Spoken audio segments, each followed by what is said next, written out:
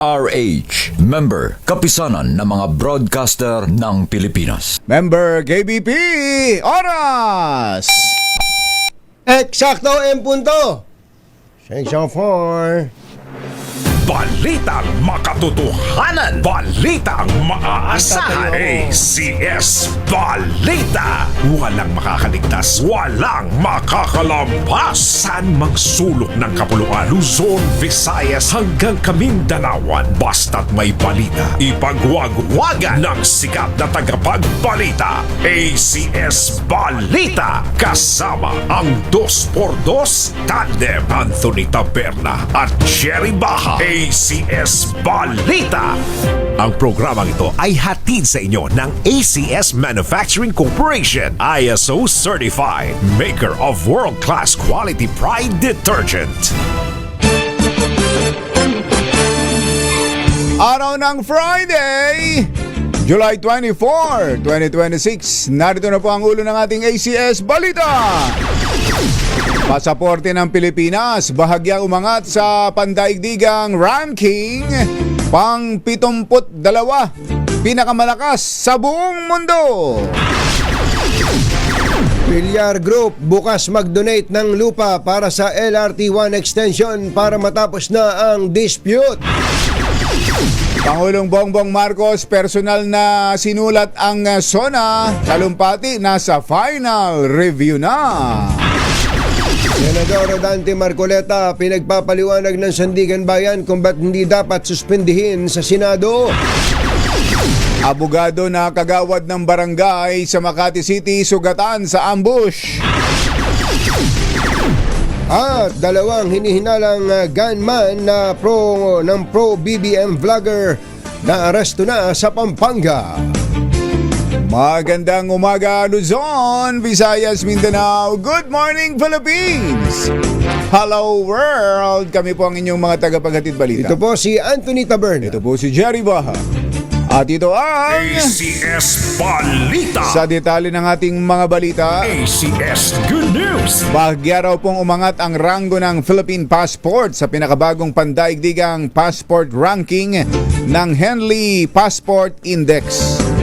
Meron palang ganire. Meron, si Henry. Si Henry. Yan pala inuuri ang passport based sa ranking. Yan, sige nga. Mula sa ika-75 pwesto noong 2025, umakyat ito sa ika-72 ngayon. Ang Henley Yan yung nagtitinda na siomay. Henlin. Ang Henley Passport Index ang sumusukat sa lakas ng mga pasaporte batay sa bilang ng mga bansang maaaring pasukin nang hindi na kailangan kumuha ng visa bago bumiyahe. Ayun, yung pala yun. Nananatiling nangunguna ang Singapore bilang may pinakamalakas na passport sa buong mundo na may access sa 172 destinasyon na hindi na kailangan ng visa o may visa on arrival. Sa kasalukuyan, maaring makabiyahe ang mga may hawak ng Philippine passport sa 66 na destinasyon sa pamamagitan ng visa-free o visa on arrival access. Ayon sa Henley Passport Index, ang pagangat ng ranggo ng Pilipinas ay nagpapakita ng unti-unting paglawak ng travel mobility ng mga Pinoy sa ibang bansa. Kasama ba dyan ang Amerika? Hindi na ba tayo kailangan ng visa sa Amerika? Baka maubusan ng tao dito sa Pilipinas eh. Yun ay kinatatakot ng Amerika eh. Kaya ayaw tayong bigyan ng visa. Hindi ganun mas marami pa yata ang nare-reject o nadi-deny kaysa dun sa binibigyan ng visa. Approve, ano? Baka naman yun ay tinatawag nating revenue generating measure. Kaya naman pala pagkakaganda ng poste ng US Embassy. Yung mga na-deny dyan, pwede nyo sabihin, Isa ako Isa ako sa nagpatayo niyan. Nag-donate Gumastos niyan. yan. Nag-donate niyan. Nag-donate yan. Sa poste na yan. Pero yung lakas ng passport kung batsero, Oo. sa totoo lang dapat nga mas malakas pa sa binanggit mo. Ilang bansa tayo walang visa? 66. 66. O 66 na mga bansa pasok pagkadala mo yung passport na pula, Philippine passport. yung maroon. Yung maroon, hindi ka na hanapan ng visa. Ganun yun no? Oo, dapat mas marami pa yan dahil ang Pilipinas na may marunong Kaya nga kaibigan. kaibigan. Marunong tayong makisama. Ang tindi nga nating mag-estima ng bisita, di ba? Saka kung papansinin natin kung batsero, marami ding mga bansa ang pumupunta dito, hindi naman natin inihingan na ng visa. Oo. Dapat may reciprocity na tinatawag. Dapat Oo. ganoon. Di bale at pag-uusapan Ayusin natin yan. Ayusin natin yan. Huwag kayo mag-alala. Tama, andyan si Rubio. Malis na ba? Andyan pa ba, Mother? Si U.S. Secretary of State Rubio. Bernard Rubio. Andyan pa yata. Andyan pa. Samantala, sabi mo mag-donate ha? Handa ang pamilya Villar na mag-donate ng kanilang lupa sa Las Piñas City para matapos na ang LRT1 Cavite Extension. Ito po ang inanunsyo ni Department of Transportation Secretary Giovanni Lopez Sa panayam nino. sa panayam ng Tanyag na palatuntunan 2x2 sa DCRH. Ayun. Oo. Kailan? Kahapon. Galit pa yun. Ito po ay sa harap ng mga report na hinarang umano ng mga Villar ang pagpapatuloy ng naturang proyekto. Sinabi ni Lopez sa Tanyag na palatuntunang 2x2 sa DCRH na walang katotohanan ang aligasyon na hinaharang ng mga Villar ang pagpapatuloy ng naturang proyekto at lalong hindi dapat sisihin ang mga Villar sa pagkaantala ng konstruksyon. Sa ngayon anya ay nakikipag-usap na ang DOTR sa mga Villar kung paanong mareresolve ang issue sa right of way para sa LRT1 na inaasahang makukumpleto na bago matapos ang Administrasyong Marcos sa 2028. As a matter of fact po, hindi naman po sa pagharang kasi ang base sa report na binigay sa akin, as a matter of fact, they want their property, they want to donate their property. Tinan mo na. I-donate pa nila para lang matapos na ang usapan. It's a property station. May mga legal impediments lang as of now. Yun. Inaayos pa yung Aspetong legal. sundon sa pagdo-donate. Kaya wala kayong ballpen yan. Papadala namin kayong ballpen. Kaya naitanungan dahil may mga aligasyon itong mga nakakaraan na ang Villar Group ang dahilan kung ba't hindi matuloy-tuloy yan. Ayun, mabutit nilinaw ho yan ni Secretary Banoy Lopez. Ayan. Si Secretary Banoy Lopez ng DOTR sa panayam ng Tanyag na palatuntunang 2x2. Ayun. Iba to sila Aras saka si Jerry pag nasusulat. Matindi, no? Talagang andun lagi. Kumain na ba kayo? Kisses, ganun ang gagawin mo. Ganun ang gagawin mo. Saka yung mga... Hindi pa raw. Tinatanong mo ba? Hindi pa raw. Hindi ba? Diyan na yung Bobchi. Hindi, yung kwentong batsero yung mga gumagamit ng interview natin, huwag kayong mahiyang i-quote yung 2x2. Ayos lang naman eh. Hindi naman kami maniningil. Tulad ayos lang yan. si Myla Ager ng Inquirer.net. Ay, Myla. Nung ginamit niya yung interview natin, ay nilagay naman yung 2x2. Ay, ganun sana. Myla, Hindi good naman morning. Huwag kayong mahihiyang isulat yung Tanyag na palatuntunang 2x2. Baka kasi iba, pag nilagay, sabihin, baka singilin natin. Hindi namin kailangan yan. Kami pa ba naman? Nahihirapan nga kami dito. Magbilang. Sa pera. Pasweldo ni sa atin nila, Boss John Nigdao. Si Boss Jomay. Tsaka si Attorney Reg. Thank you. Hindi kailangan ng mga taga-RH yan. Ay, naku, si Mother lang eh. Hindi pa nga sumisikat ang araw, may pagkain na dito. Ayan, tinan mo ha. Masaya ngayon. Si Mother. Alas 6:14 ang ating oras. Naimbag na bigat kada kayo amin na po. Wag rin kayo. Gising na. mismong ang Ilocanong Pangulo ng Pilipinas na si Bongbong Marcos ang nagsulat ng kanyang ikalimang State of the Nation Address na kasalukuyan ng sumas sa ilalim sa final review 3 araw bago ang kanyang pag-uulat sa bayan. Yan. Eh kung siya ang sumulat, sino nagre-review? Baka si Auntie Claire. Si Auntie Claire o kaya si First Lady. Okay, si First Lady. Lisa. Ayos ba to? Ayos ba ito? Yun. Oo. Dalawang babae ang si Auntie Claire at saka si First Lady ang nagre-review. Yeah.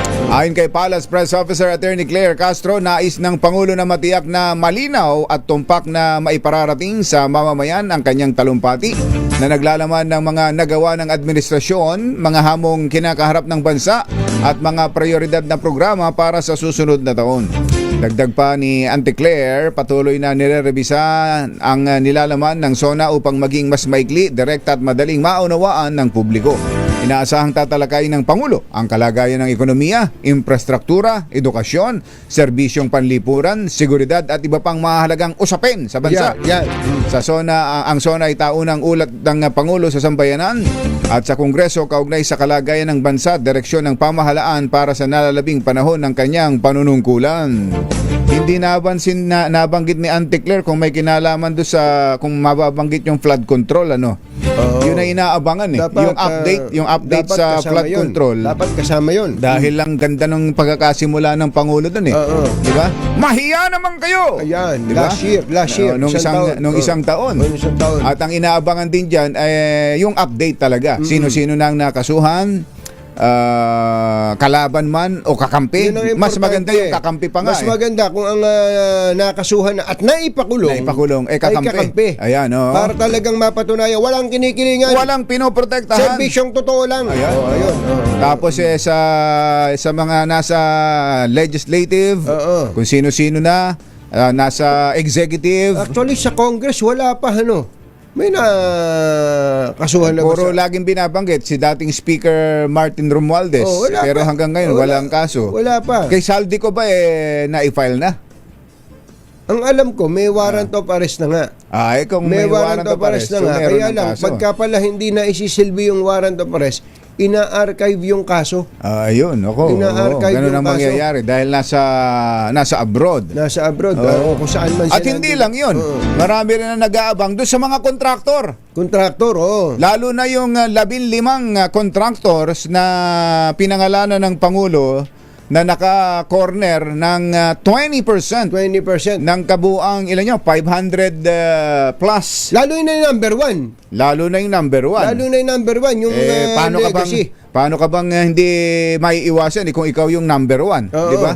545.64 billion yan ang ipinagdiinan ng Pangulo doon sa SONA. Nung unang press ko niya after the SONA, nung meron pang illustration pa Yan yun. Na corner nitong 15 construction companies na ito na pinangungunahan nga po ng Legacy Construction Corporation. Yan. Ano na nangyari dito sa Legacy? Yun ang matindi. Parang wala man lang tayo na. Hindi, ang matindi kong batsero, yung iba sa mga 15 na yan ay tinanggal lang sinuspindi ang lisensya. Pero itong number one, hindi. Syempre. Number one ka, ba't katatanggalan ng lisensya? Number one. Kaya nga, ano ba ang, meron ba ditong kinikilingan? Walang, hindi, merong pinoprotektahan. Meron ba ditong pinoprotektahan? Ayan, yun na nga, yun ang magiging, kaya dito hahanapan ng Pangulo. Ang napuntirya lang dyan, yung mag-asawang Diskaya At in fairness kung batsero, may mga iba tayo nakakausap tungkol sa Diskaya. May mga project na maayos. Totoo naman. Maayos na project. Kaya lang, ang problema ngayon, pagka sinabing Diskaya, pagkasama-sama. Ang ipinapalagay na ay lahat ng ginawa nila ay basta't Diskaya project. May kalokohan na. Ayun, totoo yun. That is not necessarily true. Pero dito naman kasi sa pagkakabanggit ng Pangulo na ito sa 15 malalaking construction companies na ito, parang ando na yun. Leading na yung sinabi ng Pangulo leading. na ito parang hindi man niya sinabing involved sa kalokohan, parte ng kalokohan. Parang ganun ang gusto niya Kaya sabihin. nga ang tanong natin, kung ang mga ito'y naka-corner ng 20% ng kabuang 500 plus billion, nasa na yung mga yan? Nasa na ano nang ginawa ng gobyerno para habulin yung mga yan? At kung kung batsero, wag na yung wag na muna yung kasalanan eh. Alamin muna natin, ito bang mga ito inimbestiga? Ayan. Nung inimbestiga ba, meron bang pruweba na sila may kasalanan? At kung wala naman silang kasalanan, dilinisin yung kanilang pangalan. Kasi kaawa-awa naman din yung mga binanggit yung kanilang pangalan eh. Yung mga iyan kung batsero, malay mo naman isang ordinaryong nagninegosyo na pinalad na pinagbutihan niya, nakabili siya ng mga heavy equipment, nakapagpatayo siya ng mga batching plant, at pagkatapos kinutongan siya ng congressman. Ayan, nagbigay siya. Sabit din siya. Dahil nagbigay siya. Pero kung hindi siya, kung nung nagbigay siya dahil may nakatutok sa kanyang subukan mo lang na huwag magbigay, ay sabihin niya na siya tinutukan. Sabihin niya na siya tinutukan. Pero kung dahil ito hindi ito basta-basta lang binanggit ng Pangulo, dahil dahil sa sila'y nakakuha ng kontrata. Andun yung nasa likod. Andun yung nasa likod na dahil ito'y bahagi ng flood control project scandal. Andyan yung hindi nawawala yung hinala. Na meron silang kinalaman. Ako naman kumatsero, kaya ganun ang punto ko. No? Alam mo naman, napakahirap nung ikaw ay paghihinalaan ng walang pruweba. Nabanggit kaya lang, nabanggit nga yung mga pangalan. Pero binanggit man yung pangalan, dapat magpakita ng pruweba kasi napaka-unfair. Sa kanino man, halimbawa, banggitin si Mother. O kaya kamukha ni Mother. Ayan. At pagkakita lang sa kanya, inakusahan na siya ng kung ano-ano, nang walang napalingon tuloy nang walang katiwalian naman talaga, walang pruweba ng katiwalian. Kaya yung sinasabi natin, kung mayroong kasalanan, kasuhan at ipakulong, pero kung wala namang kasalanan, i-declare din yung malinis. Ayan. Kaawa-awa yung nababanggit yung pangalan, tapos wala naman palang kasalanan. Ayan. Kaya, Mr. President, narinig nyo ba yon? Dapat. Mr. President. Dapat i-report nyo sa bayan yun. Dapat i-report nyo sa bayan yan. Dahil yun ngang nag-donate lang. Nag-donate lang kay Senator Marcoleta. Hindi ba? Nakakulong ngayon. Hindi ba?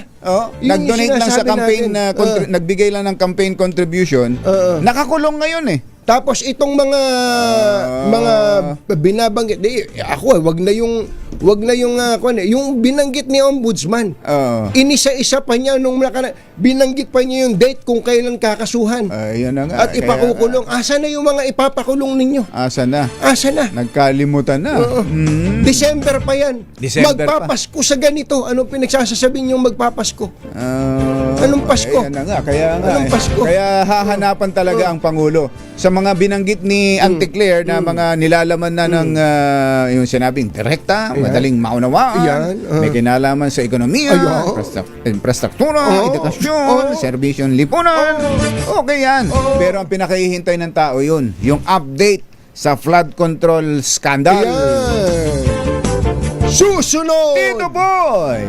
Ito daw pong si Senator Dante Marcoleta ay pinagpapaliwanag ng Sandigan Bayan. Kayang-kaya ni Senator yan. Yan ba naman mga paliwanag lang pala. Bakit naman?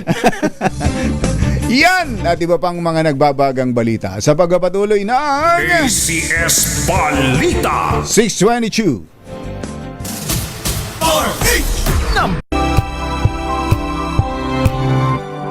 Balitang makakaligtas, walang balitang makakalampas, saan mang sulok ng kapuluan. ACS Balita! ACS Balita! Ang programang ito ay hatid sa iyo ng ACS Manufacturing Corporation, ISO Certified, maker ng world-class quality Pride Detergent. Hi! Maganda morning! Ano araw today, kumbachero? Today is Laundry Day, Friday! Yahoo! At pag Laundry Day, Friday, All you need is Pride Washing Machine May Detergent. triple stain away formula, katanggalang makapit, madikit, malupit na dumitmantsa, kaya easy ang labada. Kaya pala mula noon hanggang ngayon, all you need is Pride. All you need is Pride. ACS. Kasama ang 2x2 Tandem Anthony Taberna at Jerry Baja. ACS Balita. Malakas yung ginawang ulan kagabi. Ay, grabe. Paglabas ko dyan sa may F Manalo, nagulat na lang ako, kalakas ng ulan eh. Yeah, Hindi tuloy mga- kami makauwi-uwi eh. Mga kanya, mga 8. Past 8. mga pasado alas 8, yun, mga ganong oras. Grabe talaga. Parang, para bang timba na binuhos Binubuhos. biglang ganun sa iyo. Akala ko tuloy may bagyo. May bagyo ba tayo, Mother? Dito sa Metro Manila? Meron. May, Metro may kasama hindi. pang kulugat kidlat yan, kumbatsero. Baka yun long lines thunderstorm Pwede lang. na, pwede naman. Maaari din. Pero may bagyo, di ba? Meron. May bagyo, pangalan ng bagyo. Si Quiapo. Quiapo. Si Quiapo. Na At with the may K, mga- with the K, hindi with the Q. Hindi Q. Si Quiapo. Quiapo. Ayan, oo. May mga lugar ho na may babala ng bagyo. Mamaya, kukuha tayo ng update mula sa Ang Pag-asa. daming baha, bumaha kagabi. Kaya Dahil nga, flash floods kagabi. Pero At maraming bubong na naman ang tumulo. ayun, Ayan, oo. kaya pero kung kailangan nyo magpalit ng bubong, ha? But meron hong bubong na maaasahan. Gawa sa state-of-the-art technology, May aluminum na. may pintura pa. Now available na rin sa pre-painted tiles pa. Para sa eleganteng bubong na matibay na, makulay pa, Mag-cherry loom pre-painted ka na. Ayos talaga yung mga Hindi naman naman, taga-RHTV na. Siyempre, Iba bibilis kayo, yan. yan ang mga, Bibilis yan ang yan. timing. Kuyang Elmer ngon, di ba? Nagulat ka ngayon. Akala mo ha, mamaya pa. Eto na. Alas 6:27 ang ating oras. Pinagpapaliwanag ng Sandigan Bayan 3rd Division si Senador Dante Marcoleta kung bakit hindi siya dapat patawan ng preventive suspension bilang senador. Ito sa gitna ng kanyang mga kinakaharap na kasong plunder at paglabag sa Presidential Decree No. 46 na nagbabawal sa mga opisyal ng gobyerno na tumanggap ng regalo. Sa dalawang pahay ng kautusan na may petsang July 22, inatasan ng Sandigan Bayan ang senador sa pamamagitan ng kanyang abogado na magsumite ng paliwanag sa loob ng hindi lalagpas sa 10 araw. Matatandaang nito lang Miyerkules ay nagpasok ng not guilty plea si Marcoleta para sa magkahiwalay na kaso matapos siyang basahan ng sakdal. Natuloy ang arraignment kay Marcoleta sa dalawang kaso matapos bawiin ng kampo ng senador ang inihain nitong motion to quash sa kasong plunder. Isang abogado na kagawad ng barangay sa Makati ang sugatan ng tampangan ng mga hindi pa kilalang suspect kahapon na umaga. Naganap ang pananambang kay Attorney John Ilan de Ocampo pasado alas 8 ng umaga sa Barangay Olympia. Binatikos naman ni Makati Mayor Nancy Binay ang insidente at inatasan ng pulisya na tukuyin ang mga suspect at ang motibo sa pananambang. Nakiisa rin si Mayor sa panalangin ng pamilya para sa kaligtasan ni Attorney De Ocampo. Ayon kay Police Brigadier General Glenn Oliver Cinco, Director ng Southern Police District, nagsasagawa na ang kanyang mga tauhan ng forward tracking at backtracking sa CCTV footages sa lugar na inaasahang malaki ang maitutulong para sa ikalulutas ng kaso. Naaresto na ng PNP ang dalawang sospek sa pamamaril at pagpatay sa pro-Marcos vlogger na si Alicia Lipata o mas kilala bilang Mima Alicia. Ayon kay PNP spokesperson Police Colonel Allen Ray Ako, nahuli ang mga sospek sa ikinasang operasyon sa Mabalacat, Pampanga. Nasamsam sa mga naaresto ang dalawang hand grenade, isang 9mm na baril at isang kalibre 45 na pinaniniwala ang ginamit sa pamamaril sa biktima. Headshot to kumbatsero Oo nga eh. Hindi talaga makakaligtas sa ulo. Patuloy ang investigasyon para matukoy kung may iba pang kasabwat ang mga gunman. Kabilang sa mga tinitingnang motibo ng PNP ang pagiging political commentator ni Mima Alicia at ang personal na alitan nito sa dating karelasyon. What we are sure of is these the two exact individuals who did the actual deed, yung pong pumatay. Pero there are others, we do not know the exact number right now, who were involved in the planning, who were involved in carrying out this killing. Ang natinig ni PNP spokesperson Colonel Allen Ray Ko. Kalilipat lang pala dyan sa Caloocan. Mahigit isang buwan pa lang. Mahigit isang buwan pa lang nakalilipat doon. Umuo pa lang. Yes. Tapos doon nangyari. Kaya si Mayor Along napakamot na lang sa ulo. Napakamot na. Saka humaba tuloy balbas ni Mayor Along. Sabi niya siguro, total si Senator Alan Cayetano nagpabalbas na. Papabalbas na rin nga ako. Ayan. Mayor Along, magandang morning. Morning. Nakita ko kahapon, kagabi ba, si Mayor Along, nakita ko sa video, nandun sa burol ni Kong Baby Asisio, dumating si Erap Combachero. Ganun. Dumating si Erap, naka-wheelchair, tulak-tulak ni yung anak niya si Jude. Oo, contemporary yun. 89 years old si Erap. Sino bang mas Erap. may edad sa kanila? 89 si Erap, 88 si Kong Baby. Isang taon lang ang pagitan. Oo, parang same year sila ipinanganak mag-89 ngayong August 14 si Kong Baby Pero 88 pa lang siya. Tapos kahapon nabalita. Tropa pips yung dalawa Oo, magka-tropa talaga yan. 88. Tapos 88 namatay si Kong Baby. Si Attorney Jose Sison pala pumanaw na rin. Ganon. 88 years old din yung ipaglaban mo. Pag may katwiran, ipaglaban mo, 88 years old tatay din. ni Attorney Jopet. Jopet. Tama ka, Jopet. Papaabot po kami ng pakikiramay. Laging nakasubaybay sa atin sa Dosport. May message pa nga dito sa atin. Kaya nga, sa sa Attorney personal. Jess. Sa Attorney Jose. Attorney Jose Sison. Nakikiramay po kami sa mga naulila ni Congressman Baby Asisio at ni Attorney Jose Sison. Samantala, kuha na tayo ng update mula sa Pag-asa. May bagyo tayo, bagyong Quiapo. Si Lori de la Cruz. Ate Lori, magandang morning! Yes po, magandang umaga at sa lahat ng ating mga tagapakinig. Ate Lori, yung bang matinding ulan kagabi, talagang Kagabi, sobrang lakas, mga bandang alas 8, yung ba dahil kay Quiapo? Yes, kagabi po, yan po ay dahil kay Quiapo. Dahil yung outer ring band ng Quiapo nakakarating sa atin sa Metro Manila kagabi. Pero for now, medyo nagka-transition na po ito na habagat na po ang nakaka-apekto sa atin. Kaya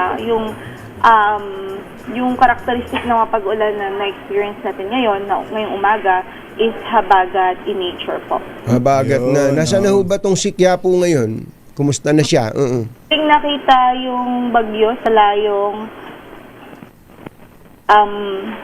355 kilometers silangan mo yan ng Apari, Cagayan. Medyo malayo-layo naman pala. Ito ho ba direksyon? Kasalukuyan ang kanyang direction ay west-northwestward. Medyo mabilis po, 30 kilometers per hour. At mabilis, rin na po ito. Malakas ba yan, Miss Lori? Malakas pa rin naman po ang epekto nito sa malapit sa sentro. Kapag tinamaan ka ng eyewall nito, definitely mapaminsala pa rin po itong bagyo. Pero sa ngayon kasi nakikita po natin, pwede pong ang pinaka-maapektuhan nito is yung extreme northern Luzon, yung mga extreme northern Luzon, sila yung makaranas o matatamaan ng eyewall nitong bagyo. Then for the rest of northern Luzon, posibleng may mga hangin pa rin, mga significant na hangin. Pero dito sa Metro Manila, hindi na po natin ma-experience yung hangin na galing sa bagyo. Yung ulan na lang dahil sa habagat, no? Sa hinahatak na habagat. Yes po. Dapat dumami-dami yung ulan kasi ang daming dam na tuyo, bumabagsak ang level. Yun ang kailangan natin. Masushoot ba sa mga dams dito sa Luzon, Ma'am Lori? Well, yung mga pag-ulan po na galing sa bagyo, medyo mahirap kasi dahil yung location po nasa leeward side siya, ibig sabihin nasa kabilang banda siya ng bundok. In reference doon sa location ng bagyo. Pero kung ang habagat ang magpapaulan, most likely po, kahit pa na madadagdagan yung tubig sa dam. Nung isang beses nga na may dumating na bagyo, ano pangalan nung sinundan itong si Quiapo, Ma'am Lori? Yung hindi naman pumasok sa atin? Si Bobby. Si Bagyong Inday po. Si Inday, nandun sa extreme northern Luzon, ang mga taga Cagayan at Isabela, intay na intay ng ulan, wala daw ulan. Ba't ba ayaw ekang umulan? Oo. Tigang na yung kanilang mga lupa doon. Isipin mo. Tapos ang Pantabangan Dam, Kumbachero, ang baba ng level, ang Angat Lowest Dam. level yata ngayon, pati Angat Dam. Ang baba ng level, kailan ba magiging consistent ang pag-ulan brought about by habagat, Ate Lori? Well, sa ngayon po kasi, ang inaasahan po natin, kapag ang habagat ay enhanced o kumbaga trigger. Sorry po. Excuse me po. Ayan, okay lang po. Okay lang po. Okay lang po. Talagang, Ate Lori, okay lang po. Nangyayari po yan.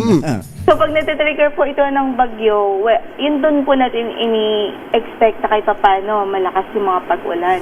Pero pag yung mga usual na habagat lang or yung mga yung episodes niya, usual episodes, kumbaga halos sa westernmost part lang siya ng Luzon. So, kailangan po talaga malakas na habagat para mag-break po ito hanggang Central Luzon, hanggang doon sa inland at doon sa location kung nasa na ating mga dams. Kayo po ba, Tilori, dyan sa Pag-asa, walang magagawa dyan para... Ano na magagawa? Baka naman may magawa na kayo dyan at mapaulan natin doon sa tapat mismo ng mga dam. Tutulak ng mga taga-Pag-asa. Joke lang, Ate Lori. Maraming salamat. Sabi siguro ni Ate Lori, yung mga tito jokes nyo, hindi na pwede sa amin yan. Hindi na pwede yan. Sige. Panis na yan. Panis na. Si Lori de la Cruz na... Si Lori, maibaba na yung telepono. bago siya sipunin ng todo.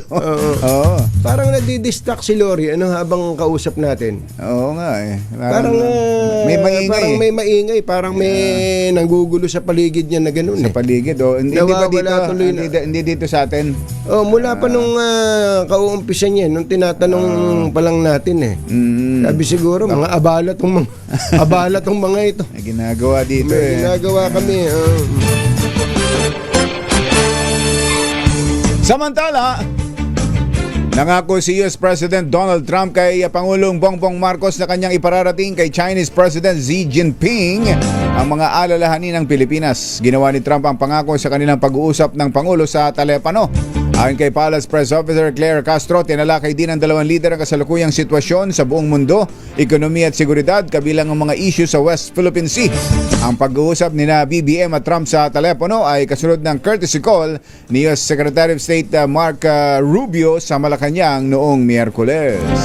Binisita ng Pangulong Bongbong Marcos ang dalawang Navy personnel na nasugatan matapos na naging komprontasyon sa panig ng Chinese Coast Guard sa May Ayungin Shoal. Kinilala mga Navy personnel na sina Seaman First Class Underwater Operator Carmelo Abeli at Private Eric Lasida na kasalukuyan nagpapagaling sa Camp Ricarte Station Hospital sa AFP Western Command sa Puerto Princesa City. Ayon sa Malacanang personal na iginawad ng Pangulo sa mga ito ang Order of Lapu-Lapu bukod pa sa cash assistance na tig 100,000 piso bilang pagkilala sa kanilang katapangan at hindi mapapantayang serbisyo sa bansa. Samantala, umahabol pala, merong report si RH9. Meron daw nasunog na SUV sa tulay. Naku, ano kaya ang sitwasyon? RH9, Tina Nolasco, Kamintina!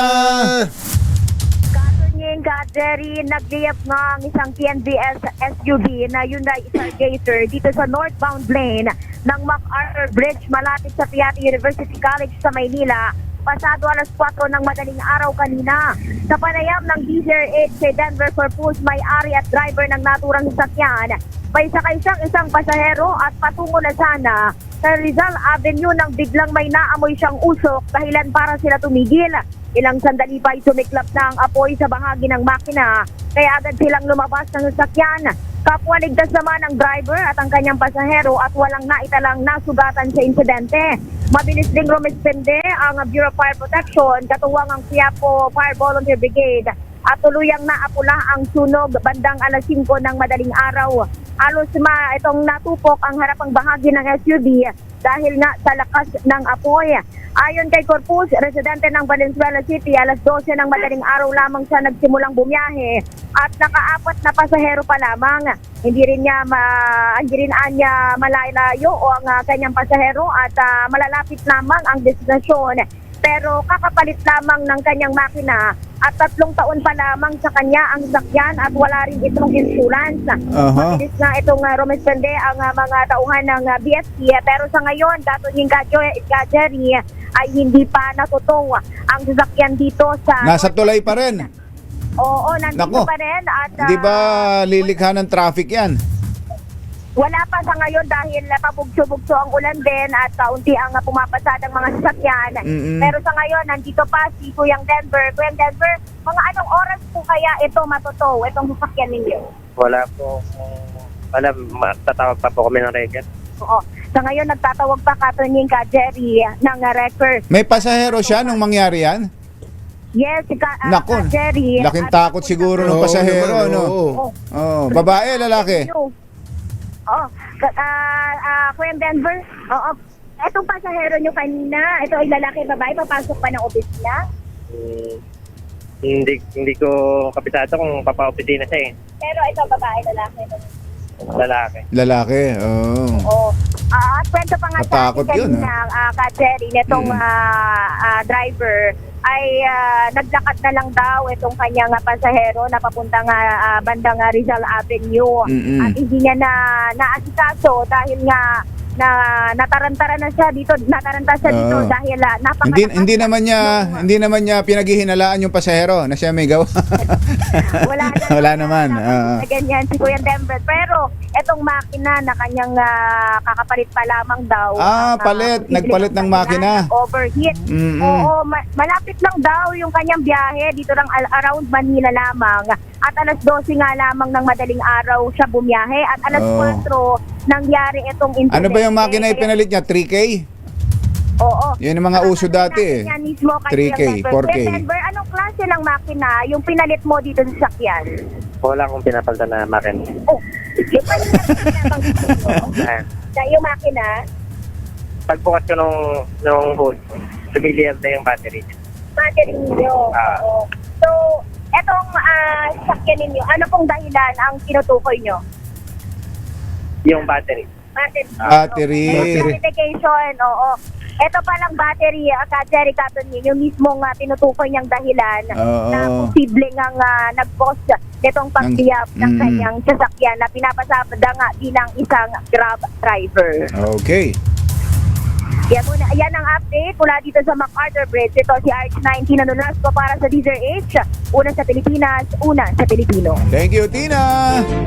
Naghatid ng kabuuan ng ating ACS Balita. Ito po si Jerry Ito po Baha. naman si Anthony Taberna. Kasama ang 2x2 tandem Anthony Taberna at Jerry Baha. ACS Balita. Ay, sa mga taga-barangay San Dionisio, Parañaque, lakasan na ninyo inyong mga radyo, telebisyon, o anumang gamit ninyo sa pakikinig, panonood sa DZRH para kayo ay swertehin. Ayan. Sa araw na ito, dahil ang ating malakas promo kasamang Charm Fabcon Purple Eternity ay nandyan sa inyong lugar. Ready na ba kayong tandaan ang ating word of the day para manalo ka ng DZRH Mini Component? Eto na! Ang ating word of the day ay double. Doble. Galing daw po dito sa balitang binanggit ni Senator Ping Lacson na 100 million infra projects. Ayan 100 million infra projects. 100 milyong pisong halaga ng proyektong pa-infrastruktura In Cayetanos, Bailiwick, Taguig. sa baluarte ni Cayetano na Taguig Got double ay funding. nakakuha ng dobleng pondo. Yun. Kaya double ang ating yeah. word of the day para kayo manalo ng medium component. Oras po natin. Achi, Mr. Jan Amtang, Lakyam Siap Sihun, 6:44 ng umaga. Balitang makatotohanan, balitang maaasahan. ACS Balita. Ang programang ito ay hatid sa inyo ng ACS Manufacturing Corporation, ISO certified, maker ng world-class quality pride detergent. This time check is brought to you by Dos por Dos. Walang takot sa paghimay sa masalimuot na isyu ng bayan. Dos por Dos. Humahataw na mga balita at impormasyon. Dos por Dos. Ating damhin, ating lasapin ang hagupit na Dos por Dos.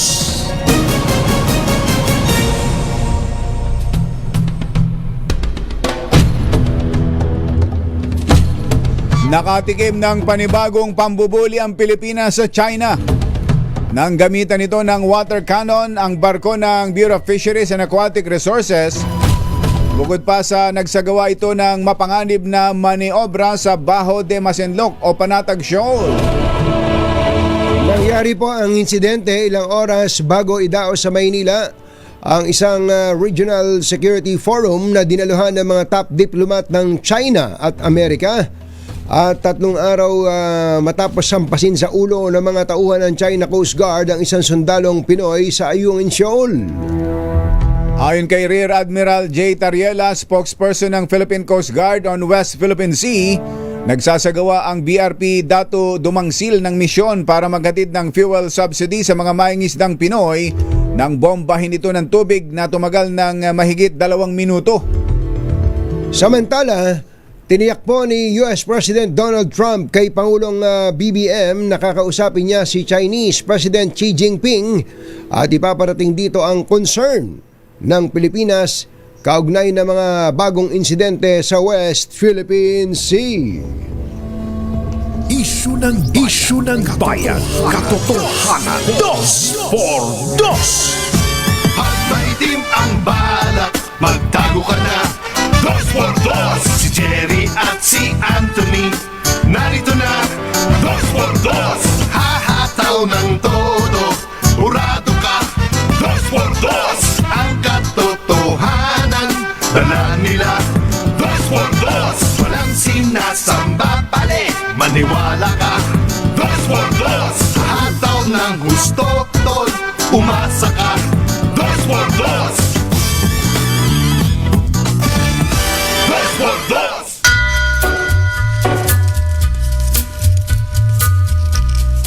Hi. Maganda morning. Magandang umaga, bayan! Ito po si Jerry Baha. Ito po naman si Anthony Taberna. Muli pong sumasa inyo ang 2x2 sa umagang ito ng Friday! Yahoo! Kamusta kayo mga textmates, mga text partners, mga kapamilya, kapuso, kapatid, kabarkada, mga kapitbahay? How are ya? Long weekend. Long weekend tayo, ha? Uy, sana, very long weekend. Kumusta kaya yung mga kababayan nating nabaha kagabi? Mga nabaha kagabi. Kailangan naman, kumbatsero, ulitin lang natin yung baha nangyayari naman kahit sa party ng mundo. Kahit nga sa atin Kahit nga sa atin sa Amerika, di ba? Nangyayari yan. Naalala ko tuloy kung ito na may matagal na. Nung nauna ako ng konti sa IVLP, di ba? Sa IVLP, tama. International Visitor Leadership Program. Kami po ni Kumbachero ay nakumbida ng Amerika. Ayusin mo nga, Kwelyo mo, Kumbachero. Nakumbida ng pipilig-pilig ng Amerika sa study tour, ano? Study tour po 'yan eh. Ako ay July 2008. July 2008, nagpunta po kami sa iba-ibang mga estado ng Amerika. Kung di ako nagkakamali, Kumbachero, sa amin represented kami ng almost 50 countries. 50 marami kami. Ang dami nyo. Hindi katulad doon sa amin, kami all Filipino. Kami ay 50 countries. Nung nga lang nalaman na magaganda pala yung mga taong taga Macedonia. Macedonia? Oo, may nakabatch ako doon, taga Macedonia, taga Libya, iba-ibang lugar taga pala, Greece. Oo. Ayan, so kami, puro kami Pilipino, kasama ko noon si Cynthia Balana ng Inquirer. Ungguyan lang Si kayo. Rory Fajardo. Tsaka si nakalimutan ko pangalan nung isa si pa. tapos may kasama kaming kano na pinaka-guide nyo. Pinaka-guide Shepherd, namin na napaghihinalaan ni Cynthia na CIA. CIA naman talaga. Dahil nangihiram sa amin ng laptop. Ganun. Nangihiram sa kanya ng laptop. Alam mo naman si medyo techy yan, eh. Tsaka masungit si Mapaghinala. masungit si Isang, hindi babae. pinahiram. Ganun. Oo, sabi, ba't ko pahihiramin yan? Personal yan. Tapos titingnan niya ng mga laman ng laptop. Ganun. Sabi ko, ba hindi mo sinabi sa akin? Sabi ko ganun. Bakit? Pinahiram ko yun sa akin. Hiniram niya sa akin. Wala naman siya makikita doon. Kahit na padaanin niya sa forensic yun, wala siyang makikita ang kalokohan doon. Yung sa akin, kumbachero, journalism talaga broadcast and TV, radio and TV broadcasting. Kaya nakakapasyal ako kami sa iba-ibang mga TV networks, radio networks sa Amerika. Pati nga yung public television ng Amerika, napuntahan natin. Kami naman parang preparation sa eleksyon. Kaya puro may kinalaman sa eleksyon yung mga NGOs na may maraming ganyan dyan. Meron silang yung Rock the Vote. Yung natatandaan ko nun. Parang mga ganung mga campaign. Tapos limang states yung pinuntahan namin. No? Ako na may 7. Kami 7. Mas marami pala yung sa inyo. Mas marami. Pero may allowance yun May allowance Huwag mo na sabihin. Baka medyo dollar. Dollar. Ako, inabot ko pa yung traveler's check. Traveler's check ang binigay sa amin ng US government. Bukod dun sa amin ko matagal naman na to almost 18 years naman na to. Bukod sa cash na tangan-tangan mo, meron kang traveler's check. As in papel talaga yon. Na nung nga lang ako nakakita ng traveler's check na kapag ginamit mo, nababawasan lang. Parang ngayon card. Parang may load lang na imaginein mo during that time yun ang ginagamit. Kaya ako lang naalala isa sa mga huling pinuntahan namin ang Chicago. The Windy City. Yung Chicago. Chicago. July yun, kumbachero. Umulan ng ubod ng lakas. Nag-flash flood sa Chicago. Sabi, nandun ako sa hotel. Sabi ko, grabe din pala baha dito sa Chicago. Pero nung tumasan ba, siguro mga kalahati nung sasakyan nyo, nakita mga sasakyan na paglingon ko, wala na sandali lang. Ang bilis. Kumbaga, yung baha, nangyayari talaga. Nangyayari yan. Kahit sa mayayamang bansa at may mga napiperwisyo din. Pero ang kailangan lang talaga, ang drainage system, ang flood control system, ay magaling. Gumagana. Nangyayari yung baha. Sa dami ng tubig ngayon, especially meron tayong tinatawag na climate change. Ang baha hindi mo unpredictable. Yung mga nasabi na matatanda, hindi pa nangyari sa kasaysayan ng lugar natin yan. Nabinaha tayo pero kung maganda ang drainage system, ang flood control system ay hindi kakakaba-kaba. Nangyari, nasaksihan mo ng sa aking mga mata. Sa yung mga mata yun. Kami naman doon sa New Orleans, yung napuntahan namin noon. Katatapos lang noon, isang taon pa lang noon, yung Typhoon Katrina yata yun. Hurricane Katrina na bumaha din ang todo ron. May mga kita pa nga yung mga bahay doon. 2013 ba kayo? Yung mga marka ng 2013 yata. Tama. Dahil sa 2012 yung Hurricane Katrina yung tubig sa mga bahay nila doon nakamarka pa. May marka pa. So nangyayari ho yan. Kaya lang yun nga, ulitin natin, dito ho kailangan talaga hahanapin, lalo na ngayong SONA ng Pangulo. Ang update dyan sa flood control scandal. Ayan. Anong kayo mga taxmates, mga tax partners, ano bang hinihintay ninyo, inaasahan ninyo dito sa pang-ilang SONA na to ng Pangulo? Pang-limang SONA. Second to the last SONA ng Pangulo. At dahil po dyan ay suspendido ang klase sa mga paaralan dito sa lungsod ng Maynila sa July July 27. At inanunsyo po yan ni Yorme Cois. Ayan. At lahat ng antas, pampubliko at pribadong paaralan dito sa Manila. Yung face-to-face. At ganun din sa QC. Lalo na ang QC. Dahil andun ang andyan action. mismo. Ayan, suspendido rin po all levels ang public and private dyan sa QC. Yung pasok sa trabaho, saka sa Nako, pribado, saka sa opisina, ano yan ba ang sabi? problema. Walang binanggit Wala na pang binanggit. cancellation. So nasa kanya-kanyang mga kumpanya yan. Bahala na kayo. Pero talagang apektado, maapektuhan yung lahat ng dumadaan dyan sa Commonwealth Avenue. Yes. Karanasan natin yan. Ako, sinabi mo pa, lalo na yung umaga ay yung galing ka ng Fairview. Ayan, matraffic na nga sa ordinaryong araw yan eh. Ay di lalo na pagka may mga counterflow pa. Merong lalo't may mga rallying ganyan. At hindi natin alam kung hanggang saan papayagan yung mga realista. Hindi naman nawawala eh. Lagi namang may mga realista. Merong ngayon nauso na yung may pabor. Dati mga nagrarally lang mga kontra lang. Ngayon tinatapatan na. Kailan ba nagsimula yung sino ba naka-imbento niyan? Paano ni Pangulong Duterte? Pangulong Duterte. Pag may nagrarally sa zona ng Pangulong Duterte, yung kontra, may nagrarally din pabor. Ayun. Kaya lalong marami ang makakaapekto sa daloy ng traffic. Mga kumpachero ng bayan, Katunying, Paringet, Jerry, take it away. Tumutok sa 1 na naman. May high cholesterol o diabetes? Oh no! Una-unahan sa Pilipinas. NBC Manila Broadcasting Company.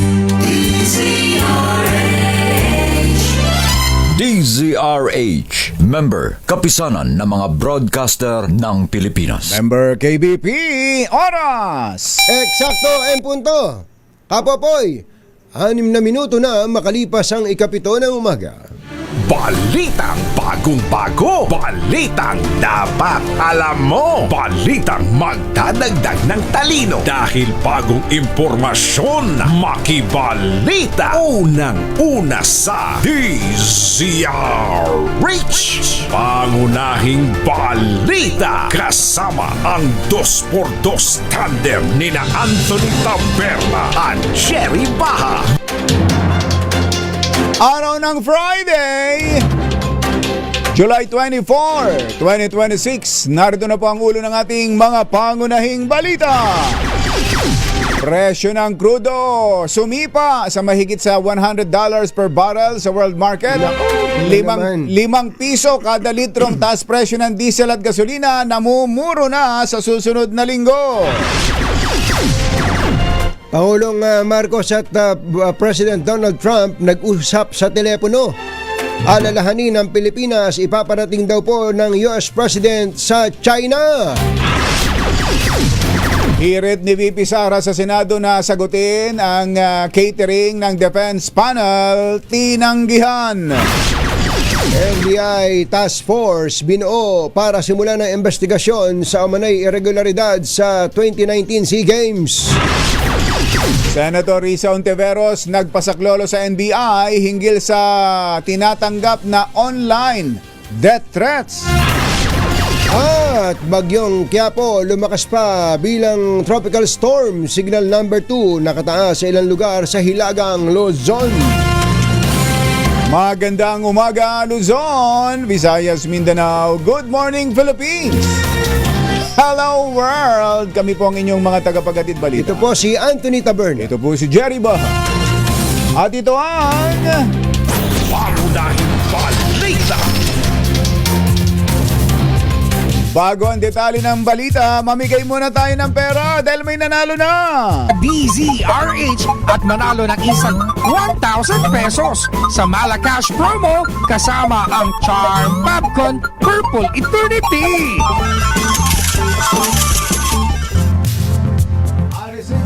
Sherwin Alvaro, go go go! Katunying ka Jerry dito nga sa Barangay San Dionisio sa Parañaque, nahuli natin ang mahilig mag-YouTube. Si Nanay. Maganda umaga po pangalan nyo? YouTuber pala yan, ha? Po. Oo, hindi siya vlogger, YouTuber. Good morning, Katunying and Jerry Baha. Good morning, Morning po. Good morning. Kumusta po? Tignan mo naman yung labi, pulang-pula. Siyempre naman. Tinakpan tol. Siyempre po, makakausap ko si Anthony Taberna. Kaya naman pala naglipistik. Yes po. Ano Siyempre, po bang brand na gamit ninyo sa lipstick? Hindi ko po alam. At swete, Kahit mga ano ganon. na. Siguro. Ano lang available? Caronia ba? Caronia. Sa daliri nilalagay yun, di ba? Caronia. Yung iba kasi talagang mga mamahalin pang binibili na ganyan. Yung mga, ano yan? Bigay lang mga po. Dior, mga ganon. Mga ganon. Siyempre, gumamela yung iba. Atsuete. Ano yung iniipit-ipit lang yung labi, namumula na eh. Ay, talaga. Ay, naman. Kagat labi lang, di ba? Kung ano po ba kayo? May mga anak na ho kayo? 3 po. 2 may asawa na po. 2 may asawa na. Isa na lang ang wala pala. Oo. Opo. Nag-aaral po? Kapisan pa ninyo sa bahay? Opo, nagtatrabaho po. Nagtatrabaho na. Aba, kayo pala naman ay kuya-kuya-kuy na lang, Nay. Pero kayo po ba Retired teacher po. Ayun! Kaya sasabihin ko pa lang Kaya pala napaka-demure ninyo. Oo. Sasabihin ko pa lang na teacher ba kayo? Early retirement po. Early retirement. May napingot po ba kayong estudyante, ma'am? Siguro, minsan. Yung talagang hindi, yung Pag may talagang pasaway. pag may makulit na talagang Kaya pasaway. Pag may makulit, kapag may pasaway talagang bata, yung talagang hindi nyo na mapigil ang sarili niyo. Ano ang ginagawa nyo? Pingot, kurot, palo ng ano ba? Ano lang po, yung isa na, yung sasabihan lang, minsan pag di na kaya, konting ano lang ba, hindi naman yung talaga. Aray! Ang sakit po! Dumapulan yung daliri ni madam. Hindi, joke lang.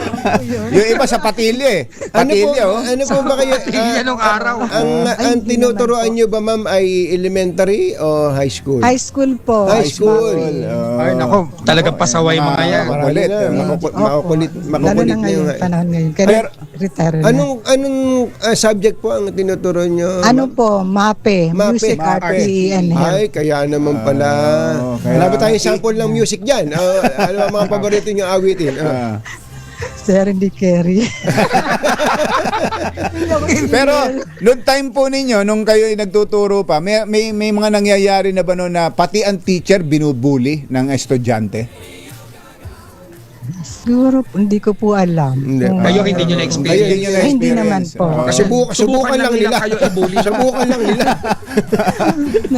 Pero ang bullying, sila ng MAPE. ang bullying sa among students talagang ever since, meron talaga no?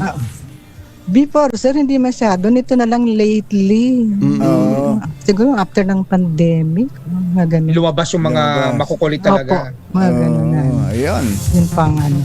Pero Anthony at saka Jerry, kanina alam mo ba nilareklamo ni ma'am na ang baha dito sa kanila sa kanilang lugar ay hanggang leeg niya. Ha? Hanggang leeg? Saan yan? Dito sa Barangay San Dionisio. Bakit? Saan ang gagaling ang tubig? Sa ba to? Sa Dionisio. Bakit daw hanggang leeg? No, naman. Hanggang dito lang po yan. Pagka nakaupo.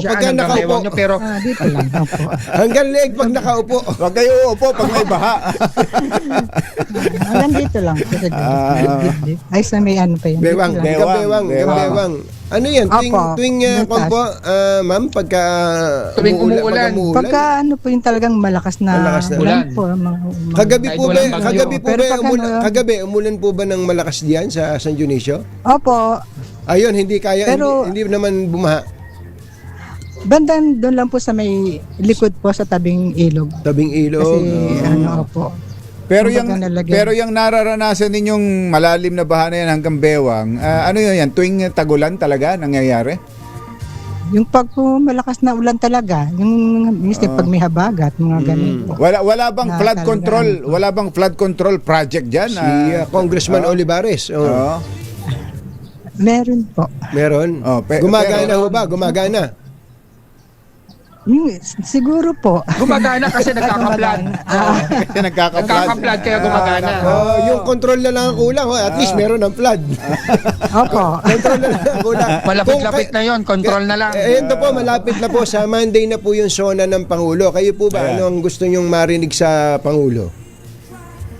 Sa halagang 500 pesos, pag maganda, sagot nyo. Ipagpatuloy niya po yung mga, kung ano man po yung mga naipangako niya before, maituloy niya po. Murang bigas. Anong specific? Ma'am, anong specific? Yung naiisip nyo? Yung na Peace dapat and order po. Peace and order. Oo, yung kasi di ba yung mga nangyayari ngayon na mga krimen na matitindi. karasan. At least mabawasan na po. Oo. Diyan po ba sa inyo sa San Dionisio maraming krimen? Wala naman po. Hindi ba yung nangyayari sa Pilipinas? Yung sa iba-ibang lugar. Sa iba-ibang lugar. Mga babalitaan natin. Mga kumakain ng adik. Wala ho ba mga adik sa lugar nyo? Dito sa lugar namin, hindi ko po alam sa ibang lugar po. Okay. Mukhang okay naman sa lugar ninyo. At least maganda dyan. Bahalan talaga problema dyan sa Bahalan inyo. talaga. At least may bahana. Control na lang. Control na lang ang kulang. Ano pangalan ng congressman nyo dyan? Yung first name ni Congressman Olivares? Mayor po. Yung congressman. Congressman Eric po. Eric Olivares. Eric Olivares. Bati na ba sila ng asawa niya? Hindi ko pa alam. Hindi ko alam. Okay. Sherwin, go! Bago pa magkasampahan ng reklamo. Eto, nanay, dahil sino paborito nyong announcer sa umaga sa DZRH? Anthony Taberna and Jerry Baha. Anthony Taberna, Jerry Baha, meron kayong 1,000 pieces. Salamat. At syempre, kailangan masagot nyo ang ating word of the day para makuha nyo ang ating medium component. Double. Yan, meron kang medium component. Hatid ng alagang Astron, alaga maasahan. At syempre, meron kang Charm Popcorn Purple Eternity, bango ng 1,000 bulaklak.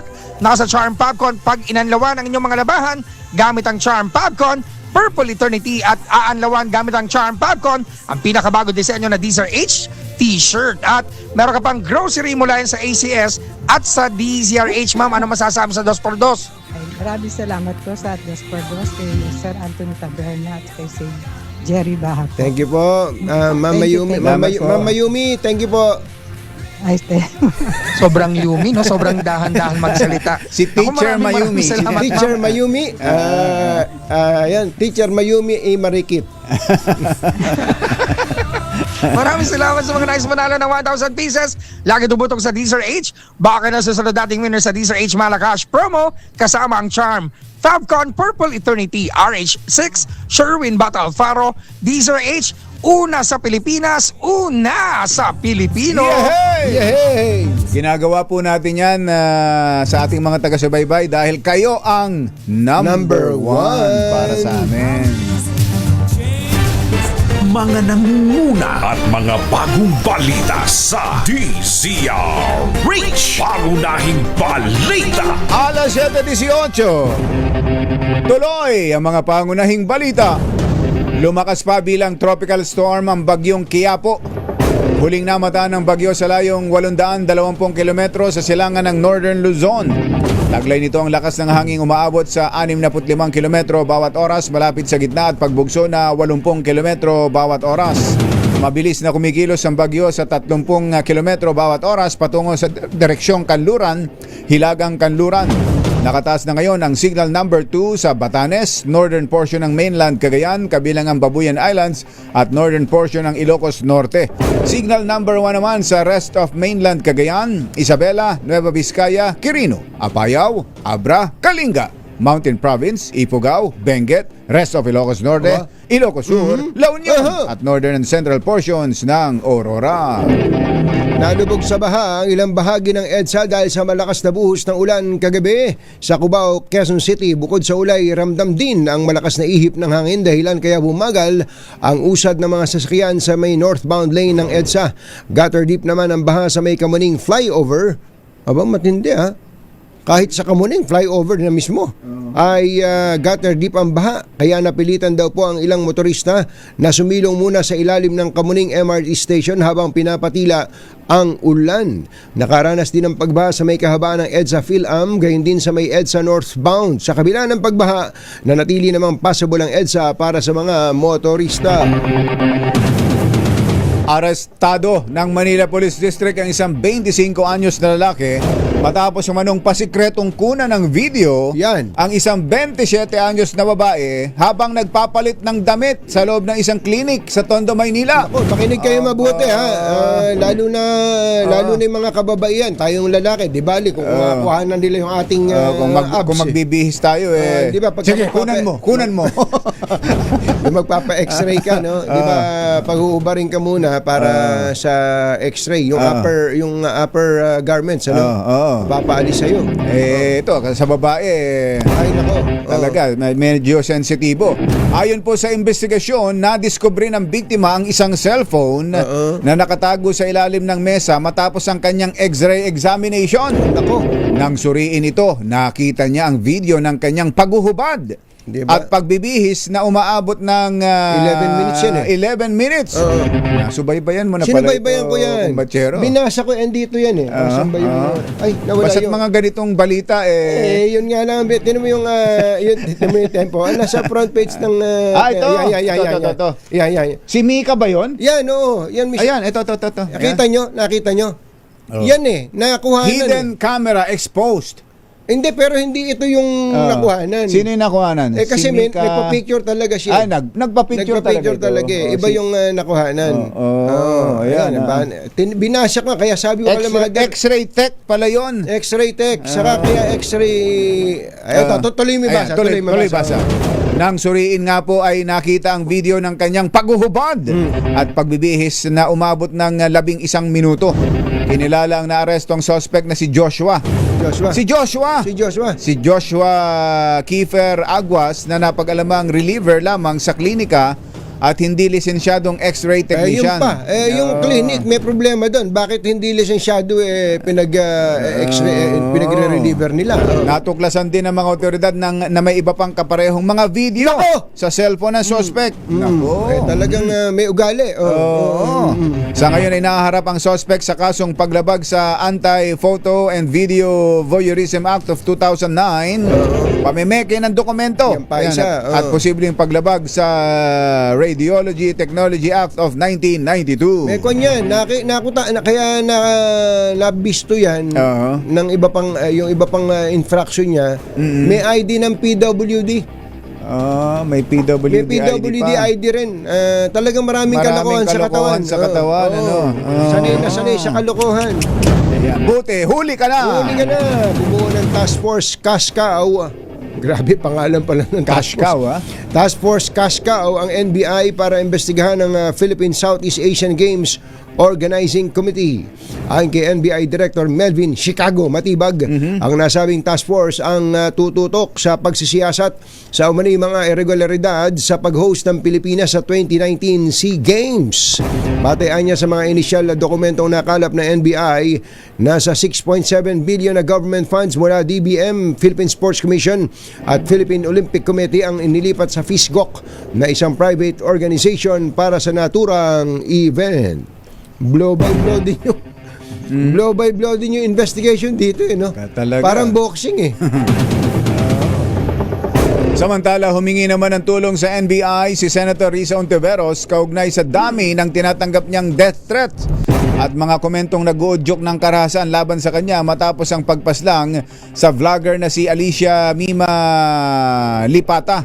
Ayon kay Ontiveros, isinumite na ng kanyang tanggapan sa NBI ang pangalan at screenshots ng mga Facebook users na nagbabanta sa kanyang buhay. Kinondena ng senadora ang paglaganap ng mga bantang pagpatay na hindi katanggap-tanggap at hindi dapat mangyari sa kabila ng pagkakaiba ng pananaw sa politika. Dumalaw rin si Ontiveros sa burol ni Mima Alicia at nakiramay sa pamilya ng biktima kasabay ng panawagan para sa agarang pagkakamit ng hustisya. Muling sumirit ang presyo ng produktong petrolyo sa pandaigdigang pamilihan sa ngayon pumalo na sa higit $100 ang presyo ng bariles ng Brent crude oil matapos tumaas ng 7% ang presyo nito. Ito po ang pinakamataas na presyuhan ng Brent crude sa nakalipas na 8 linggo mula nung katapusan ng Mayo. Samantala, sumipa naman sa ikalawang sunod na araw ang presyo ng US crude oil na nasa $92.19 per barrel. Ang muling pagtaas ng presyo ng petrolyo sa world market ay kasunod ng pag-atake ng Houthi rebel sa dalawang oil tankers ng Saudi sa Red Sea. Asahan ng panibagong oil price hike sa susunod na linggo sa gitna ng nagpapatuloy na tensyon sa pagitan ng Amerika at Iran. Sa panayam ng DZRH, sinabi ni Attorney Rino Abad, Director ng Department of Energy Oil Industry Management Bureau, posibleng tumaas ng hanggang 5 piso kada litro ang presyo ng gasolina at diesel. Habang 3 piso naman sa gaas. Sinabi ni Abad na batay ito sa 3 araw na trading at maaari pang magbago depende sa galaw ng presyo sa world market. Well, kanina yung sinabi kong estimate, Sir Deo, 3 days pa lang kasi yun. So, posibleng mabago, pero ulitin ko na lang, yung 3 days pa lang, may estimate na tayo sa gasolina. Pareho, gasolina and diesel, around 5 pesos. 3 days pa lang to, no? Po. 5 pesos. At itong kerosene, nasa 3 pesos. Kaya lang, mababago lang ito ng konti, pero mahirap sabihin na magro-roll back next week. Diba, mataas ang chance na may increase tayo. Mababago lang ito para sa 2 pang araw na darating. Today, yung araw ngayon at saka bukas. Nako po. Kapit! Binaban ng tubig ng China Coast Guard ang isang sasakyang pandagat ng Bureau of Fisheries and Aquatic Resources sa Bajo de Masinloc. Ayon kay Rear Admiral J. Tariela, tagapagsalita ng Philippine Coast Guard for the West Philippine Sea, nangyari ang water cannon attack sa gitna ng paghatid ng fuel subsidy at food pack sa mga Pilipinong mangingisda.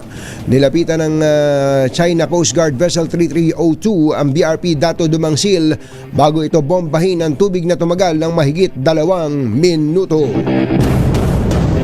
Susunod! Dito po! Sino itong actor politician? Aba, may milyong-milyong pagkakautang. Aba. Hindi mabayad-bayaran. Ano? Sa kanyang dating karelasyon na isang magandang aktres. Naku naman. Inutangan yung kanyang karelasyon? Oo. Tapos hindi binayaran? Hindi binabayaran. Sino yan? At iba pang mga nagbabagang balita sa pagpapatuloy ng Pangunahing balita. 727. This time check is brought to you. Iyon, tingnan mo nga naman, Ito na. Nagpakain kasi si General James Brillantes, birthday bukas eh. Yan bang handa ba ni General James yan? Ay, General James! James Brillantes, salamat. Happy birthday! Napakasarap itong kinakain kong champurado na to. Champurado ba? May champurado ba sila? Champurado, Tsaka ano pang nandyan? May batutay. Uy, may batutay. Sarap. Kaya ayokong tumingin eh. Adobo. Mapapakain ako eh. Eto mo, hindi magkanda ugagat. Ayaw nga tayong pasinin eh. Pero yan mga magulang at mga mahal na taga-subaybay, mga kumbatseros, napapansin ko ang daming gustong maging healthy ngayon, exercise, vitamins, healthy food, pero minsan nakakalimutan natin ang isang mahalagang bahagi ng katawan, ang tiyan. Nako, tama ka kumbatsero, kapag hindi maayos ang digestive system natin, pwedeng maapektuhan yung overall well-being. Kaya mahalagang alagaan araw-araw, hindi lang kapag may nararamdaman na. Kaya magandang idagdag sa daily routine natin ang BioPro. Dahil ang BioPro ay may 19 probiotic strains na nagtutulungan para po suportahan ang healthy digestive system at mapanatili ang balanse ng good bacteria sa ating tiyan. Hanapin lang po ang BioPro sa Mercury Drug at iba pang leading drugstores nationwide. Available na rin po ito sa inyong mga favorite online shopping platform. BioPro, ang inyong daily probiotic partner. Mga nangunguna at mga bagong balita sa DZRH. Pangunahing balita. Magandang balita lalo na para sa ating mga GSIS members at pensioners, kumbatsero. Ito ay mas pinalawak, mas pinadali at mas pinalaki ito pong GSIS Balik Ginhawa Chew. Aba, maganda yan ha. Anong pwedeng ma-avail ng mga miyembro at ng mga pensyonado? Pwede silang makatanggap ng refund na katumbas ng hanggang 6 na buwang loan amortization mula December 2025 hanggang May 2026. Aba, paano naman kung may arrears na ang loan? No problem. Pwede pa rin mag-apply kung bachero basta hindi pa due and demandable yung loan. Aba, kaganda no. Kaya sa ating mga GSIS members and pensioners, samantalahin na ang pagkakataong ito. Mag-apply na sa GSIS Balik Ginhawa 2 gamit ang GSIS Stats app. Mas malaking ginhawa ang hatid ng GSIS para sa inyo. Mga nangunguna at mga bagong balita sa DZRH. Pangunahing balita. Upang sugpuin ang lumalalang kaso ng illegal na online gaming sa bansa at protektahan ang mga manlalaro laban dito, inulunsad po ng Philippine Amusement and Gaming Corporation ang PAGCOR Guarantee website. Maaari pong i-check ng publiko ang nasabing website kung lisensyado at lihitimo ang isang online gaming site bago sila maglaro o magbayad. Regular na ina-update ang website at may direktang link ito sa mga lisensyadong gaming platforms. Ayon kay PAGCOR Chairman and CEO Alejandro Tenco, matutulungan ito ang publiko na makaiwas sa panlilinlang habang pinoprotektahan ang kanilang karapatan bilang manlalaro. Paalala ni Chairman Tenco na maging mapanuri sa bawat online gaming activity na sasalihan sapagkat dumarami ang mga reklamo hinggil sa illegal na gaming sites na hindi nagbabayad ng panalo. Sa karagdagang impormasyon, bisitahin ang www.pagcor.ph/pagcor guarantee. Mga nangunguna at mga bagong balita sa DZRH. Pangunahing balita. Alas 7:40 ang ating oras. Meron pa bang transport strike sa araw na ito ng Friday? Alamin natin kay RH52 Edniel Parosa. Kami ni Edniel! Wala masyadong nakikitang epekto, Jared Anthony. Ang Philippine National Police sa unang 2 araw ng tigil pasado ng grupong Manibela. Ayon kay Police Colonel Allen Reyco, acting spokesperson ng PNP, napakalayo ng bilang ng mga sumasama sa rally. Sa estimang ipinahayag ng Transports Group na 100,000 daw nilang miyembro. Hanggang kahapon, 147 lamang ang mga lumahok sa na-monitor ng PNP na mga kilos protesto sa Metro Manila. Kabilang dito ang 3 magkakahiwalay na programa sa Pasig, isa sa Las Piñas, isa sa Muntinlupa at isa sa Parañaque. Pakinggan natin si Colonel Ko. Transport group was around 100,000, according to them, 100,000 public utility vehicles will be joining, but medyo we saw there was not much disturbance or yung effect ng kabilangan. Ngayong araw, nagpapalang Manibela ng extension ng strike pero wala pa silang programa sa mga oras na ito. Sa kabila niyan, nagpakalat pa rin ang higit sa 6,000 tauhan ng PNP upang umasiste sa commuters at peace and order sakaling kailanganin. Mensahe pa rin ang Manibelang pagbawas sa presyo ng petrolyo o taas pasahe naman na long overdue na umano buhat ng magkakrisis sa gitnang silangan. Ako si Edniel Parosa, ang DZRH. Una sa Pilipinas, una sa Pilipino. Thank you, Edniel! Samantala, tinanggihan ni Senate President Sherwin Gatchalian ang hirit ni Vice President Sara Duterte na sagutin ang gasto sa catering para sa kanyang defense team sa harap ng nagpapatuloy na impeachment trial. Sinabi ni Gatchalian na walang pondo ang Senado para sa libreng pagkain at inumin ng defense team dahil kailangan nilang magrenta ng espasyo sa PICC para sa iba pang pagdinig dahil okupado ang committee offices ng impeachment proceedings. Decision na yan ng management ng Senado kung papayagan o hindi. But it's a basic issue of budget no? Dahil nga hindi kaya ng budget dahil meron tayong ibang gastusin. But we have to prioritize of course yung budget hearings at committee hearings. Sa liham ni VP Sara sa Senado noong July 7, hiniling nito na ang pagkain at inumin ay dapat sourced, prepared, and served exclusively ng OVP's accredited caterer bilang bahagi ng seguridad at kalidad ng serbisyo. Ngunit ayon kay Senator Ping Lacson, ang pag-ako ng Senado sa gastos at paggamit ng caterer ng OVP ay isang paglabag sa procurement law at tiyak na kukwestiyonin ng COA dahil may sariling caterer ang Senado na dumaan sa bidding process. Nagpatupad na ng lockout ang Kamara sa Batasan Pambansa Complex simula kahapon. Bahagi po ito ng preparasyong pangseguridad para sa ikalimang sona ng Pangulong Marcos sa Lunes, July 27. Sinabi ni House Sergeant at Arms Ferdinand Melchor de la Cruz, tangi ang mga kailangang personnel at security clearances lang ang papayagang pumasok sa batasan hanggang sa Lunes na umaga bago ang sona. Sinabi ni De La Cruz na nagpapatuloy din ang kanilang mga ginagawang pag-inspeksyon at all systems go na rin pagdating sa usapin ng seguridad. Samantala, 3 grupo naman ang pinayagang makapag-rally sa araw ng sona ng Pangulo sa July 27. Ayon kay PNP Acting Spokesperson Police Colonel Alan Ray Co, nabigyan na ng permit ang bagong alyansang Makabayan, Sanlakas at Better Brighter upang magdaos ng programa sa Commonwealth Avenue sa Quezon City. Samantala, patuloy pang sinusuri ng pamahalaan lungsod ng Quezon ang mga aplikasyon ng iba pang grupong humihingi ng permit para makapagsagawa ng aktibidad sa araw ng SONA. Nilinaw naman ng PNP na hindi pa kabilang sa bilang ang Iglesia ni Cristo na nakadakdaring magsagawa ng hiwalay na pasasalamat sa Lunes kasabay ng SONA. So we do not have the exact details pa sa kanilang gagawing anniversary celebration. So we would like to find out, of course, for the proper preparation. But as the preparation, we all have contingency plans whenever they will decide to hold their anniversary celebration. Si Colonel Alan Ray Co ng PNP. Pumanaw na ang veteranong abogado, legal columnist at iconic host ng programang Kapag Nasa Katwiran, Ipaglaban Mo, na si Jose Sison. Kinampirma ng kanyang anak na si Attorney Jopet Sison na binawian ng buhay ang kanyang ama sa edad na 88. Magsisimula ngayong hapon ang burol ni Sison sa Ascension Chapel ng Immaculate Conception Cathedral of Cubao sa Quezon City.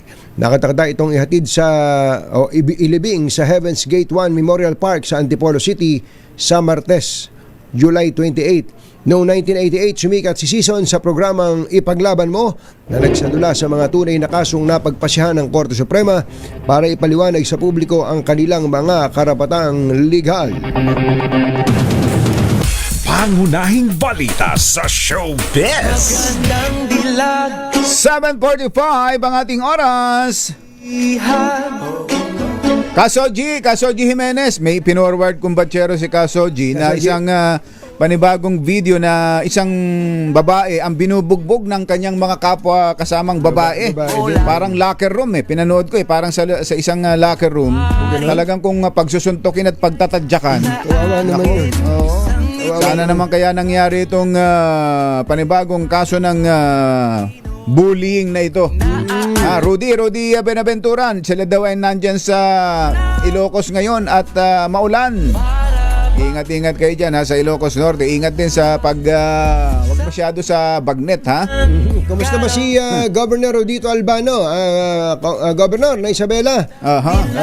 Kumusta ba yung mga ludong natin dyan? Ludong naman yan. At magandang morning din, kumbatsero, sa mga taga Quezon.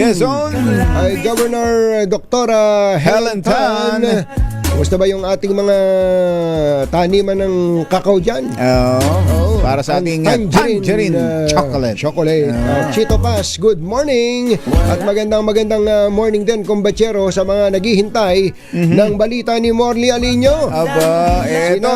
Kuya Obet Imperio, Ate Gigi, and dito na. Hulaan nyo na yan. Dahil birthday din ngayon ni Police Colonel Sultan Salman Harun Timan, Datu Sapul Uto III.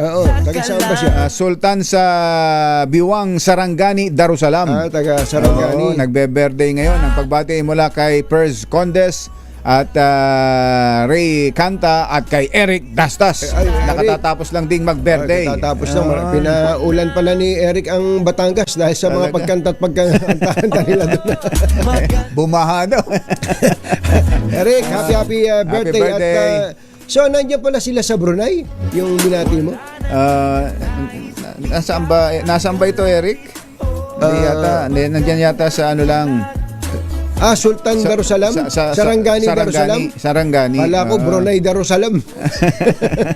sa Sarangani Darussalam. Sarangani Darussalam. Meron palang ganun, ano? Oo. Kala ko si Sultan Bolkiah aka Eli Saludar. Eto na!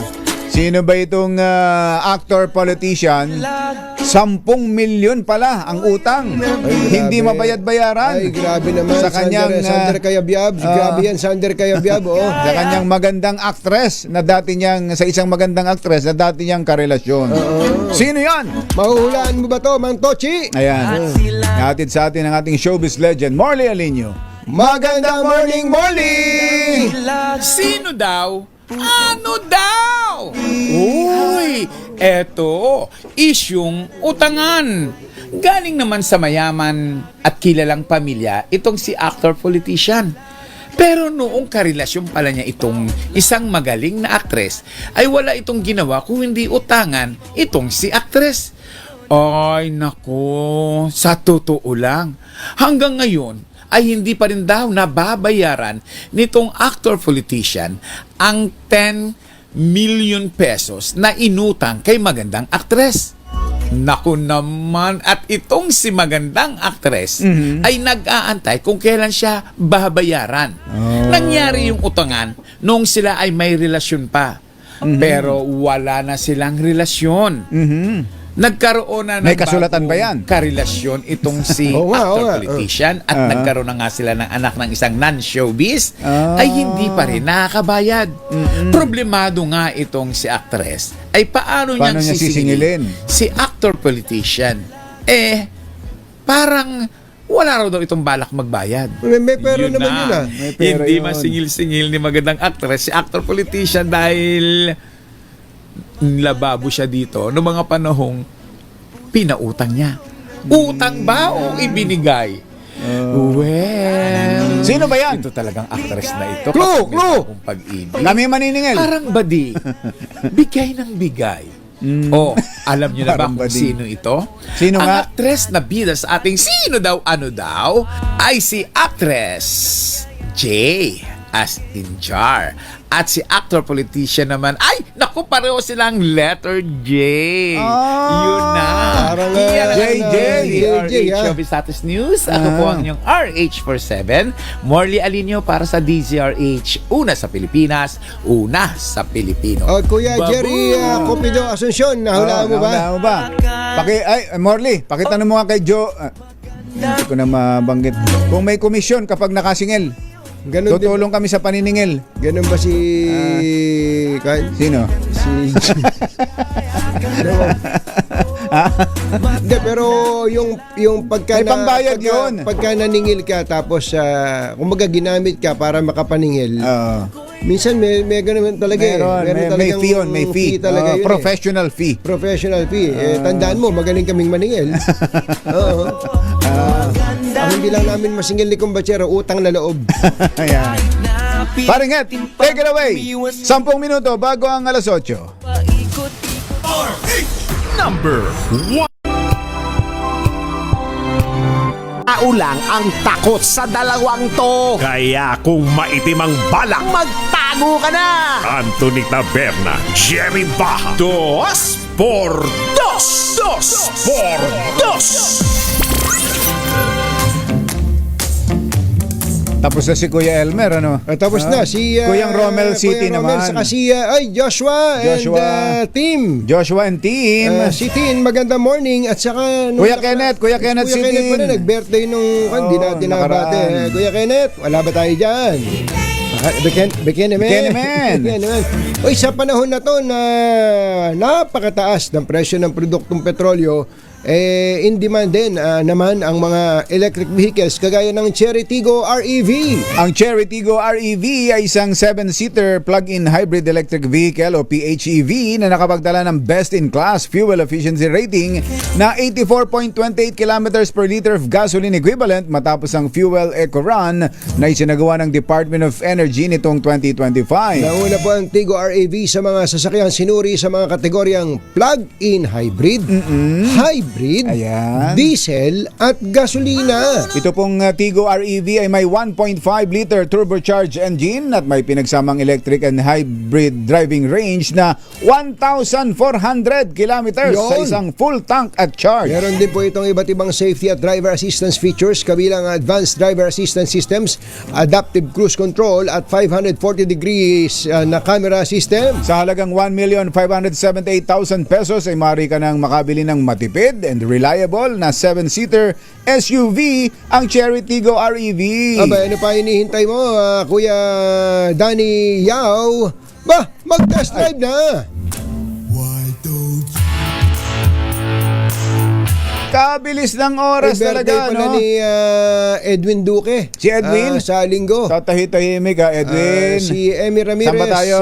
ay birthday din. Emmy Ramirez Rodeño. Happy birthday. Sa Nueva Ecija naman yan. Sa Si Nueva Ecija Emmy naman. Ramirez Rodeño. Si Edwin ay sa Malabon. Sa Malabon ng handaan. Ayun, So, Pansit Malabon yan, Edwin, ha? Oo. Si Eddie Cadelino, dyan sa Batangas. Magandang morning. Magandang morning. Ganon din kay Kaboji Pangan ng Bikers Cafe na laging nakatutok. 24 oras. Bye! Happy weekend! Woo! Damdaming bayan! Susunod na!